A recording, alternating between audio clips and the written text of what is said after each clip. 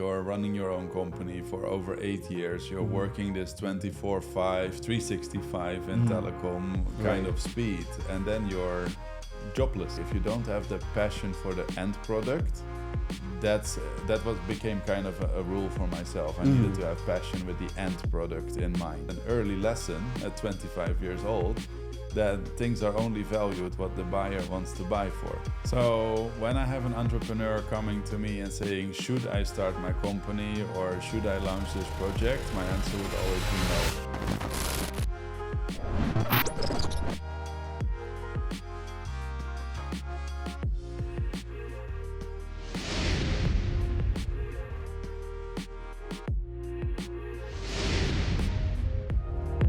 So Asif, we're back for another episode of the Bidzi Way, and today I'm super excited because we've got a highly accomplished guest on the show. I'm really proud to welcome Bas Kooijman to the show. Bas is a very seasoned entrepreneur. He's currently the CEO and co-founder of DHF Capital, which is a financial services firm. He started his entrepreneurial journey at the ripe old age of 13. Wow. I'm not sure what you were doing at 13, but... Trying to figure out how to play cricket. Yeah, exactly. So Bas started his journey at the age of 13.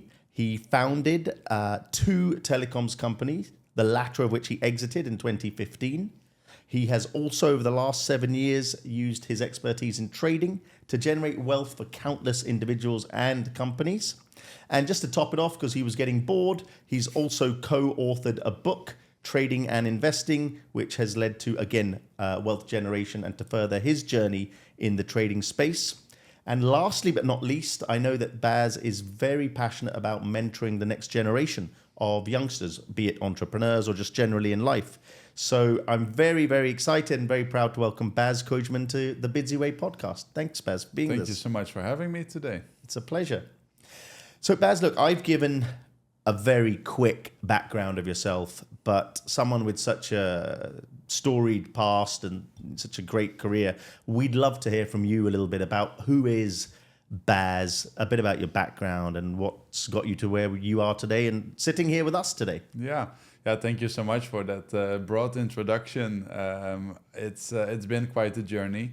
I think the starting at the young age just came from passion. So all my projects, all my companies have been passion projects, from interested being in IT, interested doing a company setup at the age of 16.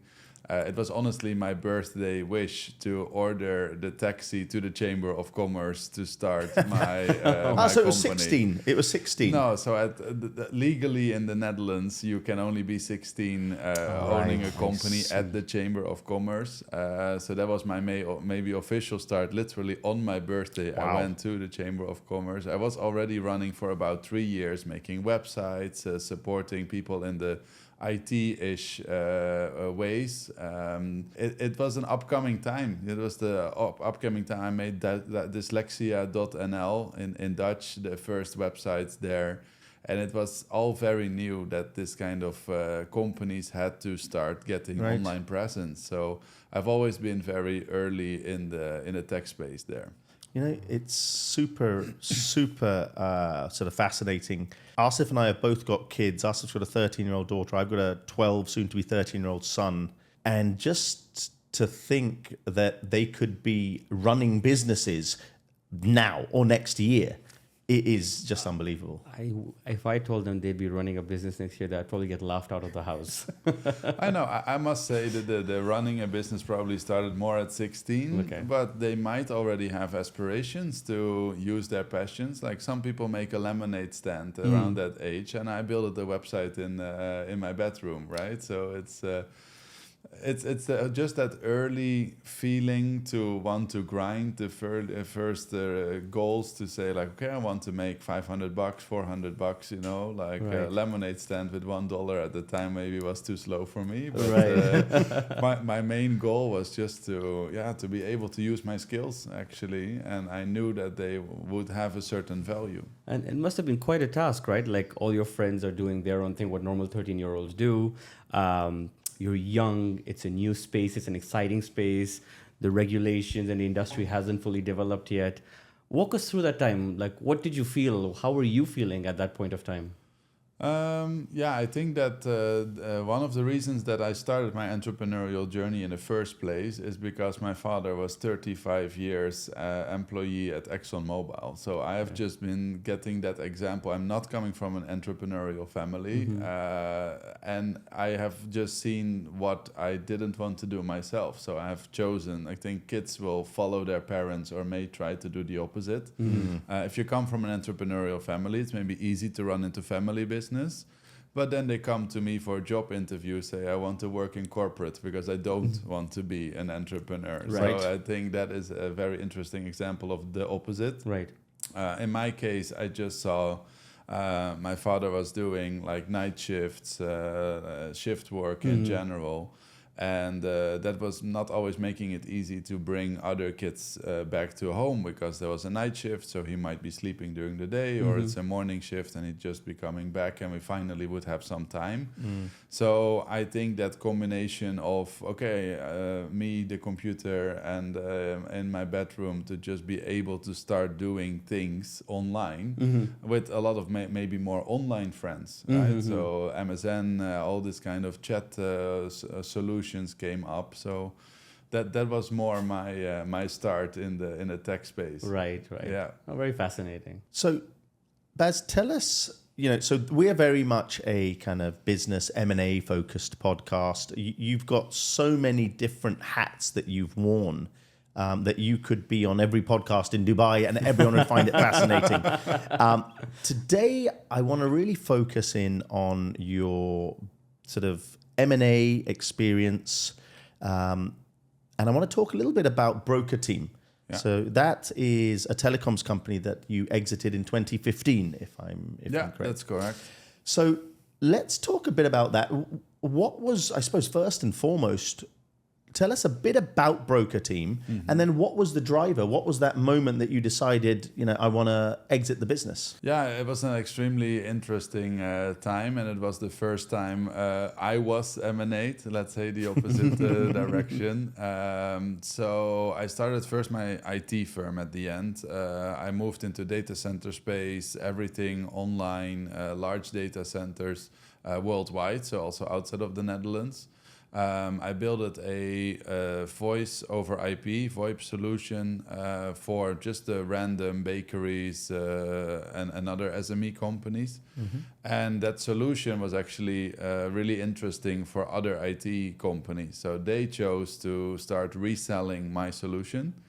After that, I still was using different suppliers for international calling, and I was like, it's always terrible quality or terrible cost to actually call outside of the Netherlands.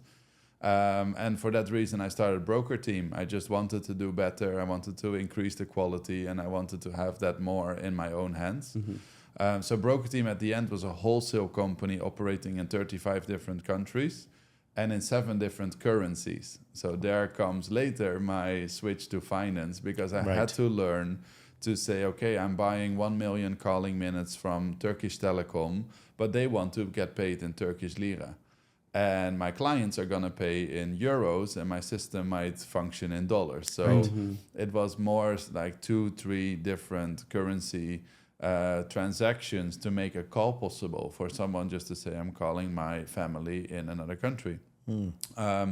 So yeah, that was the start. At the end, the Broker Team grew so much, and my normal voice over IP company also grew, that was actually my first exit. So I sold my VoIP in the cloud as a company to one of my clients, so I could keep the wholesale volume, which was nice.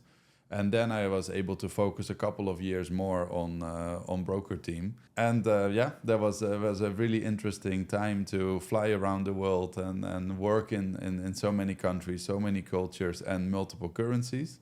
And at the end, a wholesale firm from the Netherlands was interested in mostly the software and also my team. So they had a very large project, and I think it was just a good match at that moment. That they had a really great project, and they needed not only the technology, but they also needed the people. And I gathered the right people, the right talent around me, that actually not only the company was acquired, but the team was acquired. Okay. So what was the driver? What made you choose to exit and sell Broker Team? So one of the main reasons personally was that I was about 8 years in the wholesale telecom space, and it is a 24/7, 365 job. So we had doctors' offices that at 8 o'clock in the morning have their phone lines full of waiting patients. We had radio stations that had 200 calls in waiting line to request a song.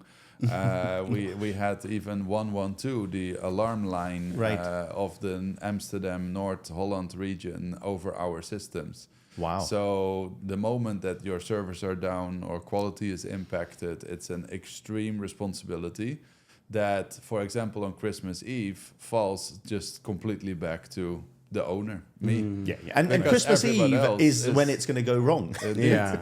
So you can have shifts and you can have people making sure that things are technically all right, but the moment things go wrong, that end responsibility, it's not that my whole team was offline, but the end responsibility would come to me. And I saw myself, I think it was one of the triggers then, Christmas 2014, that I opened my laptop at the Christmas table to check, reboot a server or something simple. And I was like, is this really what I want to keep doing for the rest of my life?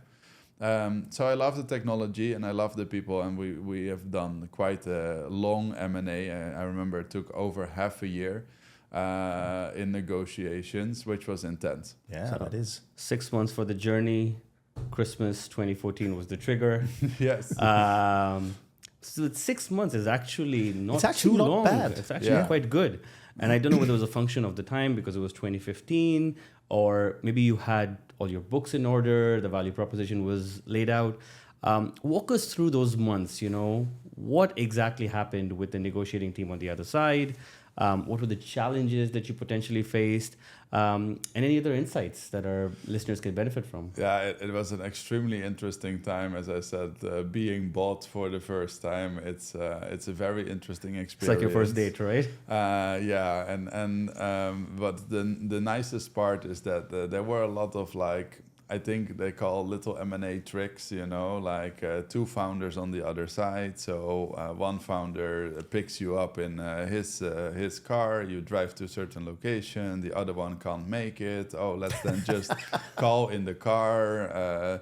I think that there's a lot of a bit of games being played during M&A, and I've definitely been in the first time as completely green. I think they saw that it was possible on me, but still in a very respectful manner and all okay. But I learned a lot, and at the end they gave me a book about how to value a company and how to there was all this kind of steps. Was that before or after the sale? After the sale. So at the end they said read this book, because many of the tricks or many of the calculations, or because you can calculate a company in 7 different ways. The goal of the buyer is to choose the one that's the lowest value, and you always think your company is 10 times more than that everybody will bid. So I think that was a huge lesson, right? What's your company worth? Right. I have multiple companies now. They all have a valuation, sometimes even an external valuation with stamps of huge auditors on it.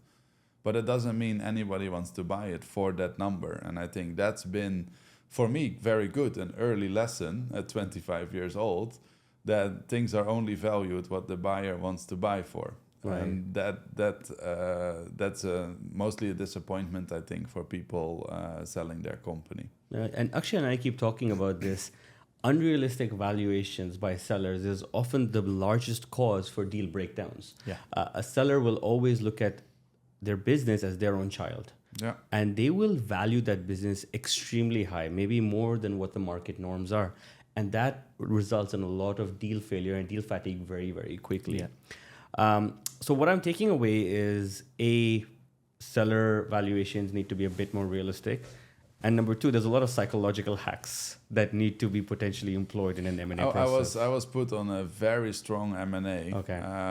So basically what they did is they let me sign, of course, various documents, not to be able to talk with other partners, not to be able to talk even with my non-married girlfriend. You know, they would say like, oh, it's not family, it's not blood, so you're not allowed to talk to those as well. There were only two people within the company. One was accountant, one was head of operations that were involved in the deal. But you need to try, and I think it's a good thing to try for all the other employees not to know you're in an M&A process, Right. because it's chaos. People are saying, am I going to keep my job? Am I going to be like sanctioned out? Like what is the... You know, what is going to happen? What if with the new owners, will policies change and everything? So it's good actually that NDA was in place also for not oversharing with the rest of the world what you're trying to do. But it was also the hardest thing to have, not to be able to maybe call my sister and say like, what do you think about this part of the deal? Because it would be it would have a penalty if I would technically do so. Okay. You know, that's a really interesting point that you've made. A bunch of points. I want to touch on not informing the wider employee base. I think that's vital and something that all listeners can really take away. It is chaos, to use your words, and it's a very stressful time both for the founders, those that are selling their shares, advisors, the rest of the team that's often on high pressure to get information out, especially the finance team. And I think there's a right time to inform the team because otherwise it's unnecessary panic. And, M&A deals don't always go through. They break down. So you don't want to start losing staff who are nervous. Employees start talking. The market starts talking. Your suppliers, your customers. So I think although you were very new to it in a way, and that they played some sort of mental mind games with you, I think you probably benefited from what sounds like very seasoned operators on the buy side. Yeah. They probably helped keep the whole structure quite tight. Whereas imagine if you had two sort of new to M&A parties, it would have been pandemonium. Yeah, I think that when people want to buy another person's firm and they both don't have experience with it, it's very impossible. If you buy real estate here in Dubai, you also have a buyer's broker, you have a seller's broker, you have people with experience. Otherwise, you don't even know which transfer office to go to. Right? You're right. You're right. I think it's very necessary to have legal support. And if anybody would be said, okay, I'm going to sell my company, it would be the first thing that I did not have inside legal support. So I just did it with my team. And that was okay. But next time or many times after when I was buying firms, I was for sure making sure that the end paperwork, etc., would all be on legal support from both sides as well. It is a small investment, but it's worth it. I want to just one of the questions I was going to ask, and I think we can sort of move away from the broker team experience as such, but generally in an M&A transaction, especially now, all that you've learned, because you've done this multiple times, both on buy and sell. Who are the main advisors? You've touched on legal, no doubt, but who are the main advisory team that you kind of would suggest you have on board from the beginning, and who do you find critical? I'd like to hear about that. I think finance and operations are probably the most two important points. My firm was not too big to have even HR involved. I think if you have a trustworthy head of HR, it would also be really good to have on the side of knowing the deal is going on, because that person then probably will stay with you. But still, as you said, there is a time to inform the team. When is that moment? When is it legally allowed? But when is it also good to start whispering in the hallway? So I think it's getting actually just head of every department, because at the end, all departments are affected unless the companies are very similar and they would just simply merge. But that would probably have more of an HR impact, because those mergers are mostly creating double jobs. Yeah, right. So yeah, I think head of HR, head of ops, and your finance team, they are being like kind of pulled apart the hardest, because there's the double check of like what happened with the finances of this firm. At the end, it's just a financial transaction, whatever you buy. I've been partnered up with alpaca woolen winter hats company at some point. I kind of went on an M&A spree after my own company, and we had like 30 different companies, including even like this kind of projects. Right. And then you know all about M&A, or you think you know because you have just done one. But yeah, you start at the end. It's a financial transaction. You know, what is it worth? What are the suppliers? What is the options that we can do with this company? How much money can we make? So your finance team will be grilled down the hardest. And that's from a sell side perspective, right? When you're selling your company, those are the key players that you have on your team, your internal team. I think taking a page from Akshay's question, what are the external players that you feel that would have really helped, been apart from legal support, which you had mentioned, right? External legal support. What are the other key players that would have been, formidable additions to your team when you were selling your company? Yeah, so I think in my case, it was mostly that I would maybe have a little bit more legal support, where you kind of can just like chit-chat about the deal as well, and being able to say, okay, on which points are we happy, on which points are we not. Right. So that in general, I think in some M&As you may be allowed to have another confidant, or you can add some other people to your list. Of course, I think if you can add your own partner, it's great. If that person is also okay to go under an NDA. Right. So yeah, I think it's important because it affects your personal life. It affects the people around you. It also affects your baby. You build that company with a team. And for me, I was also really fighting for the positions of my team to stay in the new collaboration.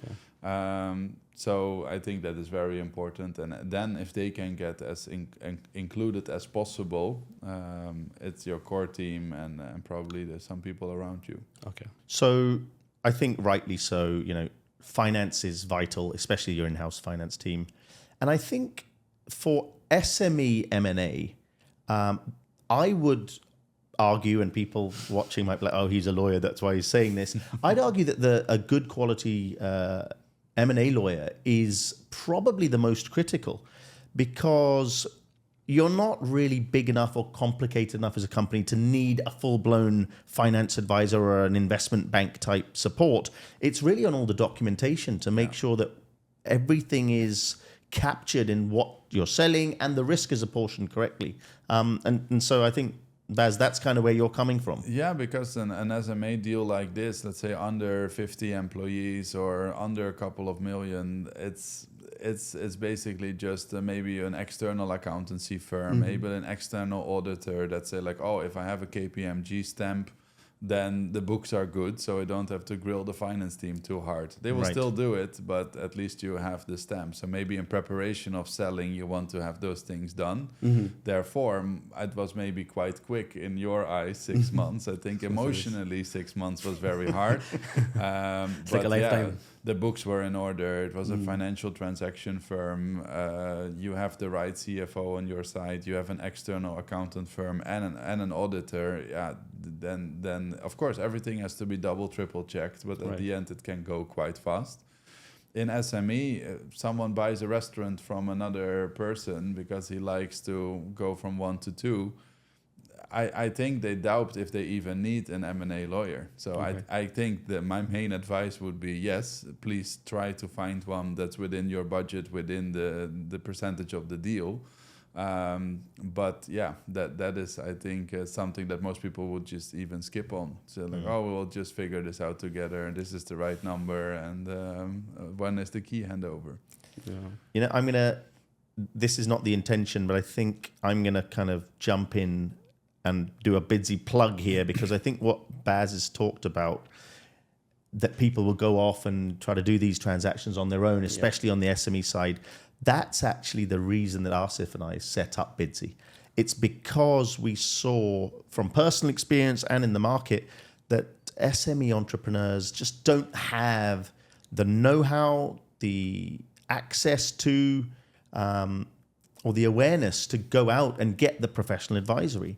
And so we thought, let's put everything under one roof so that you can do the sort of valuation piece, the brokerage piece, the legal, the escrow to close out the deal. And coming from, Bas, who's such a seasoned M&A operator, I think it's great. So anyone watching, take heed. Lawyers are vital in your SME transactions. Take it from Bas. If you're not going to listen to Asif and I, listen to Bas. He knows what he's talking about. Oh, I've done many SME projects, let's say. I almost couldn't call them companies, but like startups being interested in getting a team on board. So my goal straight after this was like, okay, now I have money. I still have part of my team. I still have this strong C-level besides me. Let us go in as a VC firm to go straight into acquisitions and see where we can get bits and pieces for acceleration. So we went out as an accelerator to about 25, 30 different companies. Wow. But it was from furniture company to winter hat to IT and telecom. And at that moment, I just figured out it's also good to stay in the sector that you're very good in. All those projects had interesting value, but I think also many of those deals were done without legal support maybe on their side, even though I learned that I needed one on my side to write it down the right way. But yeah, it's been very interesting. SME deals mostly are just like old-fashioned, let's work together instead of an M&A deal. Yeah, it's like a handshake. It's a handshake. So Bas, you've sold your company, you've got some liquidity in your pockets, you're going out on an acquisition spree. What do you think were the 3 key things that you were looking for in those potential targets? I think the first reason I did so was basically you're running your own company for over 8 years. You're working this 24/5, 365 in telecom kind of speed, and then you're jobless, it was a year of handover. So I was half year in the Netherlands driving around. I was after that half year in Lithuania where I had my developers team. But you're already thinking about, okay, what's next after this literal deadline is done? I am finished. So for me, the goal was to find interesting projects at that moment. It's also interesting when you have sold and it starts to become more known in the market. People also know you got that liquidity. So everybody's going to come to you with their next shiny project or idea. Right. I learned to very easily say no to friends and family, just to say from the reason like it's maybe not good to do business with your very close relatives. But then you got the next group of people that you maybe know or from business relations say like, oh, I have this project. Right. Would you like to invest? And I was looking into projects where I could be maybe 20%, 30% owner, accelerator, where we could actually add value. So add value on the financial side or add value on the operational side. That was actually my main goal. Okay. And just enable entrepreneurs to stay selling. So do the commercial side for themselves, but support on the back office side. Okay. So it was sector agnostic. It was all sectors, which at the end I see as a mistake to say like, okay, I should have more stick to the IT side of it. But every company has IT. That was the philosophy at that moment. Just like I can help on everybody's system side and financial side. So technically that was okay, but yeah, it ran to all kinds of different firms, which at the end I consolidated back to IT and finance. Okay, so you focus then on the tech sector, double down on that because that's where your experience was, that's where you had a good grip on how things were run, and that's what you wanted to focus on. Perfect. And in terms of acquisitions, did you acquire a lot of companies or? Yeah, I think we did about 25, 30 different companies where we were partial shareholder. So the cap table started to be very interesting. Kind of run like a small VC where we say, okay, invest in 20 things and 2 or 3 will stick.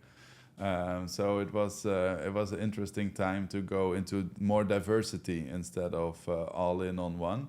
Other thing I did with a large part of liquidity is I started real estate. So that was something that was just for me a stable part to say like, okay, I'm having a liquidity option. I'm going to buy multiple apartments in my own area and later more internationally even, to have that kind of forever family income. That was my first goal. And the other part was more of let's try some entrepreneurship again. Okay. And in that domain of supporting other entrepreneurs and all the companies that you took a stake in, which business do you think was the best one in hindsight, and which one was the most challenging that you wish you might not have invested in? So I think a few of them were like real estate development companies, partially financed by a bank, partially financed by the owner, and partially financed by us. This kind of projects are very static. You can visit the location. As long as they keep building, they will finish one day, even though there's delays. Right. So I think that there were very stable, nice projects to invest in. And there were those companies where we said like, people may be fighting between owners and we buy out one of the fighting owners. Right. To be at the end finding out that there was a reason for fighting. Right? So it can be a personality trait, or there can be other reasons why they just didn't really want to work together. So there was one like a furniture related company with a whole big IT part of online web shops, payment processing, etc. That was my interesting part for me. But at the end, warehousing furniture from different countries and selling this online, those are the projects that I just realized quickly. If you don't have the passion for the end product, became kind of a rule for myself. I needed to have passion with the end product in mind. Because otherwise IT is so broad, you can literally buy in any company. That's true. That's very true. That's very true. Bas, I want to touch on an area, putting your seller hat on again now, because you've done both sides.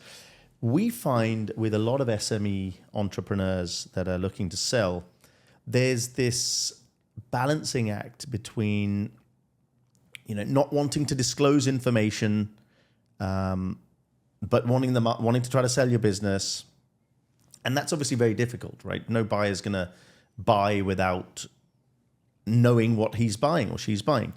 But how did you get? And sorry, coming back to that.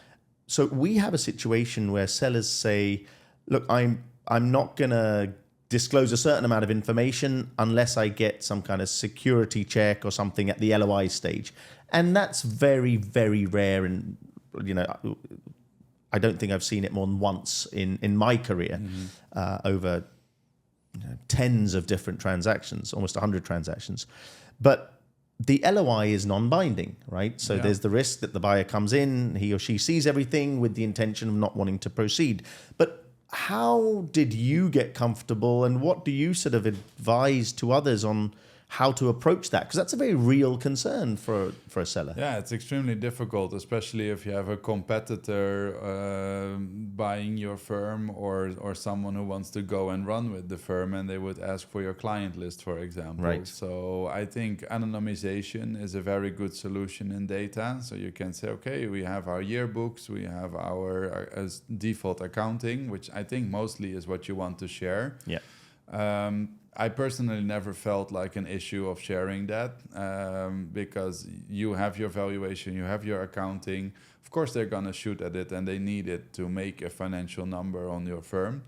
I had way more issues with employee data or with client data or with other sensible information that, they can say, okay, let's use all those private phone numbers to just take key persons away or start to use your client list in an email marketing campaign, and you lose some clients on the way, which affects your valuation. So it's very hard, especially the LOI first level is just very broad. I have interest in buying your company. Okay. So I would say be as specific as possible on that. So now I use LOIs day to day, of course, in our finance business as well. So, okay, you want to invest. How much do you want to invest? In which product do you want to invest? By which deadline would you like to invest? Now we have those things. What do you need from me? Right. And list to me what you want to see. I want to see all your previous trading records. I want to see a lot of things. and you list to me what you need, and basically we have a gentleman understanding that if I give you all you need, you are also going to do what you have written down. And the only issue there is that there is no binding, there are no sanctions, and indeed you cannot put a manager's check or something against that. So, but at least you have it on paper. You probably need 1 or 2 days. I see a lot of people using default documents, like, oh, I will have an LOI from somewhere, or I will have an NDA from a previous deal. Right. I think that can be a mistake as well, because it's or too simplified or it was not relevant to the deal at all. So yeah, there is some early paperwork that feels like it's completely useless, but later you will be happy that you did. Yeah, if things turn out the way you didn't expect. Yeah. So I think one of the biggest questions that we see that gets asked a lot is it better to start something from scratch, build it up, from the ground up, set the right policies and procedures and SOPs in place, and then build it all the way through?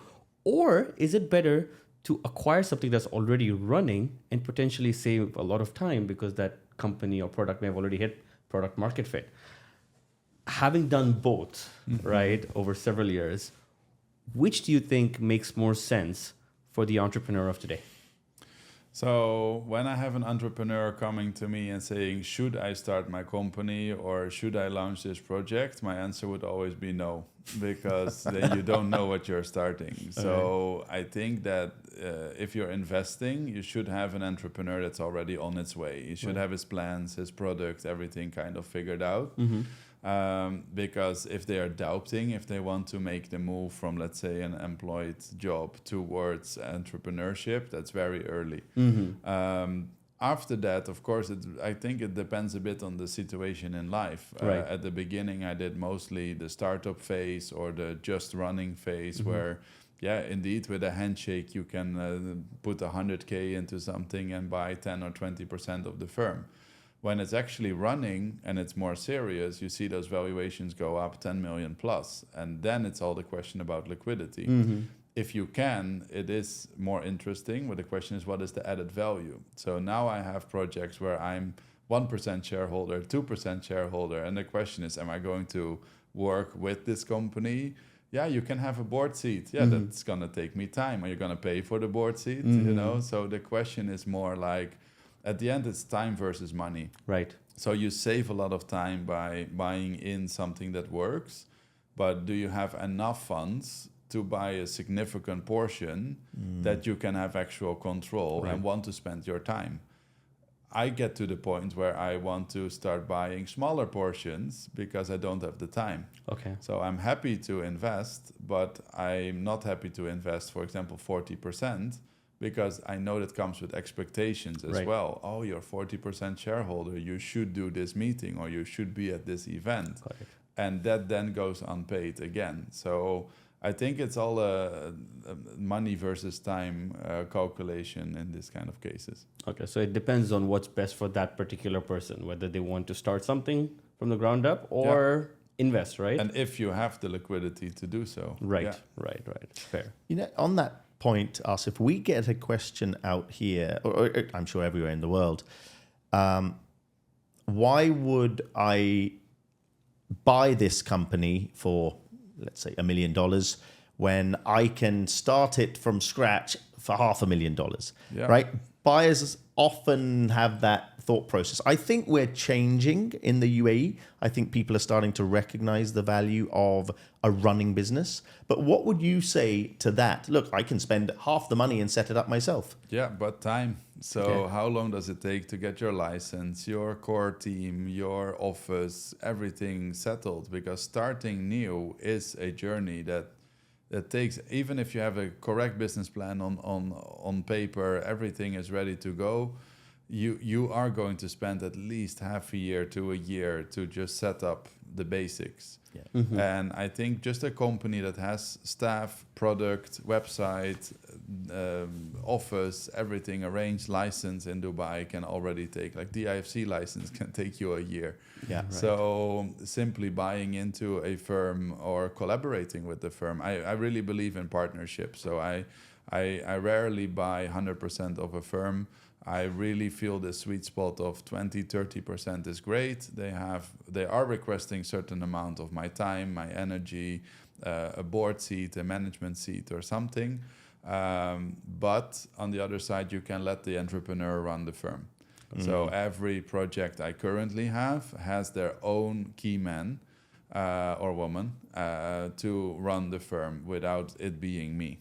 I think one question that I had, since you're running DHF Capital, right, which is an investing and a trading firm, there's a lot of similarities between being an entrepreneur and being a trader / investor, right? Especially with the last 4 years, with the way the markets have been, Yes. a roller coaster ride, right? Right from March 2020 all the way till now. I see a lot of grit, resilience, and passion, right? That kind of spreads across both industries because you need to wear those hats, whether you're running your own business or you're running, running a trading firm, right? Like DHF Capital, for example. Which value or characteristic do you feel is the most important for either one of these to become either a successful trader / investor or an entrepreneur? Yeah, so I think in my case, it's just the passion part, where passion is not always as fluffy as it sounds. It can also be that you have a really, really hard time, but you just don't want to let go. That's also passion. Okay. So I think it's very important for a trader to be almost emotionless. You're not happy on the winning days, but you're also not sad on a losing day.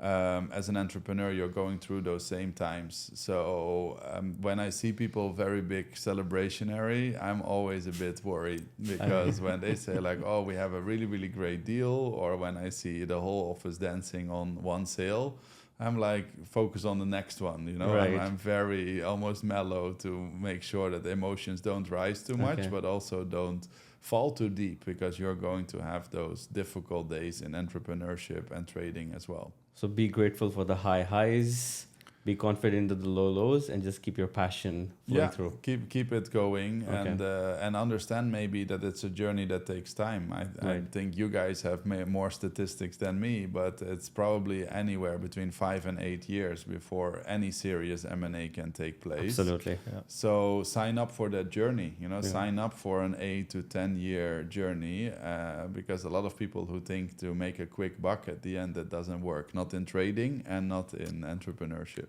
Very true. As someone who dabbled in the markets during the COVID era, I can attest to that. Yes, yeah. Not in Bitcoin or Nvidia?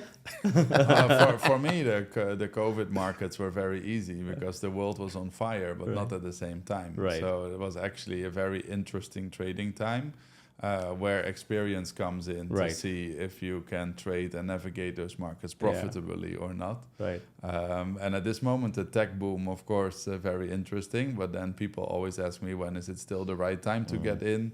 Am I already too late? Should I still jump in? So it's all about the timing and also just the knowledge about when are you in certain areas. Right. Bas, you talked about the good days and the difficult days. Can you share any anecdotal story or some of your experience where you've had a really dark period in your entrepreneurial life, and and how you dragged yourself out of that? And I think this is such a valuable question for many people, anyone in entrepreneurship. So I'd love to hear what you went through and how you got past that. Yeah, so I get goosebumps directly even thinking about the feeling, which I would describe as a very lonely feeling period. You can have many people around you, you can have many colleagues, you can have many family members, but at the end, entrepreneurship can get a real lonely, being a lonely job. I kind of started with this M&A period because it's half a year of I'm not able to talk to others. I have to make all my own decisions. So you're really in your own head for a lot of the time, thinking if you make the right decision or not. You're still half a year under a non-binding LOI. So you hope it's going to work. Is it going to work? Is the deal this weekend? Is the deal next weekend? And not being able to share that I think was the hardest part. But then when the deal is done also, you kind of start to think, okay, what is my individual future? You've been working 8 years with your staff, with your teams, with your core teams. they are going to all leave. They are leaving your life. You're probably not really, of course, you're going to try to stay in touch, half a year. They move to another firm. They move with their life. They kind of move on. And you got some liquidity, but that's it. You get a very materialistic kind of thing in your hands. And then I had to kind of work for the first time as an employed person for almost a year. At least that's how I felt. Because I was like, okay, you have to do this. You have to do this. So we have a year program for you. Now you have to follow it. And by the way, it's your only department. You're alone. You're going to be handover department, right? So you need to go to every different part of the new business. They had 4 different offices. I was sleeping in hotels from Monday night to Friday night. So I was 4 different locations, 4 times a week, a lot in the car, a lot alone again. So I think those moments are just very interesting. And also knowing that after you do it all, it's finished. It's like you're going to, after completely at the end, you're going to sit. And I had that moment at the end, which then was a relief. But at the end, you're going to have a moment on your couch and saying, okay, I've sold my company, I've did the handover, and I'm completely done. I'm not in touch with anybody that I worked with for 8 years, and I'm sitting alone on this couch. And that is a very interesting thing. Now, I got really lucky. I was 180 days in Netherlands and 180 days in Lithuania. That gave me a very good tax break on the second part of my liquidity part. But after 183 days in Lithuania, I met my wife. So at that moment, a very new happy period started. She moved in 2.5 weeks later. It went extremely fast. I went home for Christmas. After that, we moved in together and kind of never left. So that was also a merger, right? That was another merger. Well, it maybe felt like a merger. It sounds more like a takeover once you've been in it. It was a takeover, yeah. But I think that was just a quick snap out of that period as well. And yeah, I hope for anyone else who goes through a period like this, that they do have that emotional support of someone that you feel is not going to leave, because you put your heart and soul and time into a group of people next to your company. At the end, it's a group of people you work with, but they are all going to leave. So that is a big step. That's a really interesting, and thanks so much for sharing that, Bas. And I think that's so important, right? Having a core team, be that family, and in your case, it was your, new wife. Yeah. So I think, that's vital. And for anyone listening, if you're going through a dark period in M&A or in business, get married, like Bas did. That's the solution. At the end, that is the solution. All right. Bas, I want to talk a bit about, I know, a passion project for you, something you believe a lot in, and you really take a lot of pride in.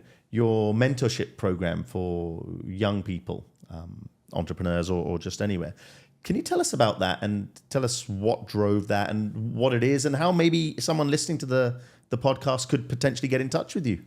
Yeah, so I started off trading straight after the M&A on the telecom side was done.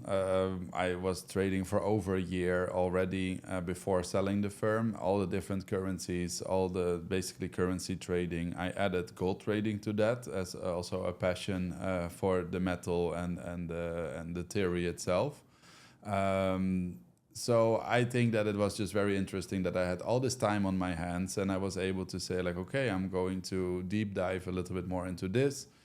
Within a year, I was requested by a New York online university to say, like, can you please teach financial markets and trading to our students? Which brought me again to about 25 different countries, flying all over the world, doing conferences and trading a lot online. So it was a very nice kind of new thing that I rolled in pretty quickly, where you can just make your own money as a trader. You can also educate, you can also share. I did choose to write a book because I felt so many people were coming with the same questions in their first year or two of trading. When you figure out it's not a get-rich-quick situation, but actually pretty serious job. So there's a lot of mindset things in there as well, which I had under control. So I was like, I have to teach this forward. I have to share this knowledge. To at the end having just a lot of people saying, can I invest with you instead of learning how to trade? It's not that I don't want to learn how to trade, but it's just like I would like to invest my funds. And that's not possible when you're an educator. On regulatory wise, you shouldn't be both at the same time. Right. So I switched actually from educational space to asset management side. But yeah, then still with our own, let's say, mini VC family office, we are very interested in supporting entrepreneurs in their journeys. So yeah, at the end, that is a bit of the goal. So we have the real estate side, we have the finance side, and we have the family office where we are just trying to support people to run their own firm. It has to be IT related, it has to be finance related, it has to be something where I can really add value. I always say we don't do any money deals. It's nothing is just like X amount for X amount of shares. We have so many companies in the group. I think we have 19 companies in the group. So we have an IT firm. If you're ordering IT externally, we're going to switch that to internally. We have our own finance department. So if you have external accounting still, we can switch that to internal. So what we kind of do is we take an entrepreneur in a very big family with over 70 full-time employees and just say like, okay, you guys are with 5, now we are 75. Let's do things together. And if there are synergies, then we are very happy to do that from partnering up towards maybe actual investments in that project. It's a lot of cross-portfolio pollination. Yeah, we want to make sure that it supports each other, which then again supports the firms that we already invested in. So it's kind of a self-fulfilling prophecy ecosystem. Absolutely. So Bas, thank you so much for your time. This has been a very enlightening conversation. If anyone wants to reach out to you, we'll give them your email ID so that they can get in touch with you. And if you can also let us know where they can buy the book. Yes. If anyone is interested, that would be great also. Yeah, and maybe very nice to shortly mention that there's a second book coming. I've been working last summer over this. Summers are always a little bit less busy in both entrepreneurship as in trading. Right. It's really about asset management and investing in different asset classes. So there's going to be something new coming out in the next half a year or so. We look forward to it. Thank you so much. Thank you so much. Thanks for being with us, Bas. Thank you. Thank you.